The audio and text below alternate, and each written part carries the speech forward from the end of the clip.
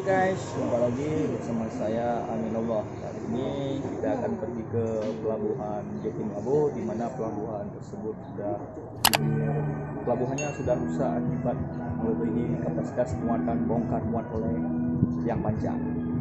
Karena pihak dewan sedang melakukan sidak, saatnya kita pantau. Oke, sebelum pantau intro dulu dong.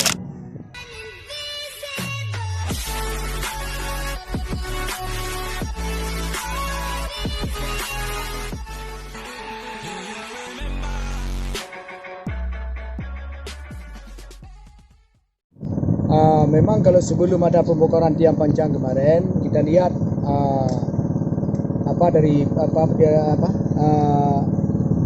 pelabuhan jeti ini kami lihat kemarin masih sangat bagus ya. Masih rapi lah pinggir-pinggirnya. Tapi selama udah ada pembongkaran tiang panjang ini, kami lihat banyak yang sudah propos.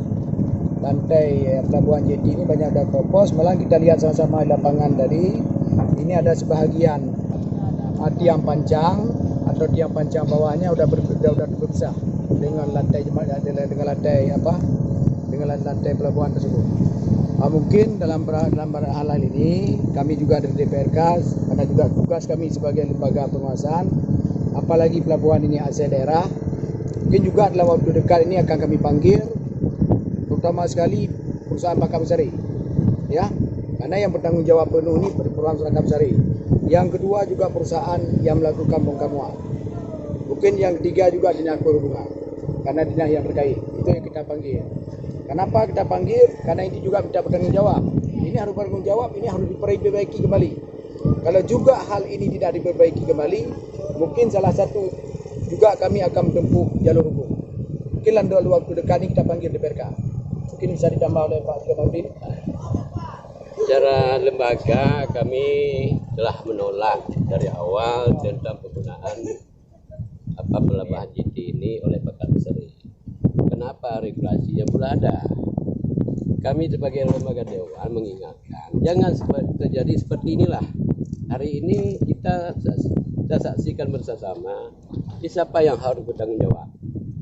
Karena regulasinya nggak ada, maka awalnya kita menolak penggunaan ini pelabuhan ini untuk dibentuk regulasinya dulu, jangan dilakukan bongkar muat sehingga terus dipaksakan. Kan menjadi pertanyaan, kalau kita lihat pembongkaran tiang panjang ini untuk kepentingan masyarakat sangat kecil untuk Aceh Barat, kepentingan kemakmuran kita pendapatan PHD pun belum bisa diambil kalau belum ada regulasinya.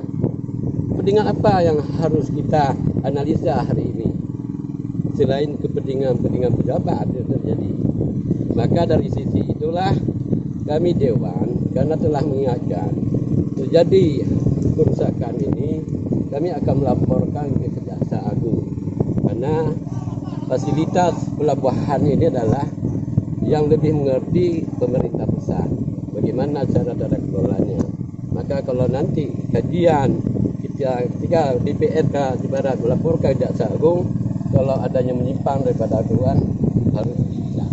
Pak, sejauh ini memang Bangka Besari punya regulasi atau bagaimana? Belum. Bagi kami dewan, jangankan untuk kita lakukan kanun-kanun untuk Bangka Besari, untuk menentukan dirut Bangka Besari pun salah. Seharusnya ada fit and proper kepada Dewan Perwakilan Rakyat Aceh Barat. Tapi info terakhir kemarin sebelum melakukan bongkar muat sudah Kabarnya disetujui MOU sama DPRK. belum. Kami pimpinan Itu bukan itu deh, bukan surat pimpinan DPRK kemarin mengeluarkan, bukan surat dukungan itu. Itu rekomendasi. Rekomendasi dia ada bahasanya. Itu dia harus dilakukan bongkar muat menurut ketentuan yang berlaku. Bangka Besari dibolehkan mengelola perusahaan tersebut. Sesuai dengan ketentuan. Ya, menurut ketentuan yang berlaku. Di bawah jam yang sudah ditentukan juga. Ini bagaimana menurut? Ya sebenarnya ini tugas juga dari Dinas Perhubungan.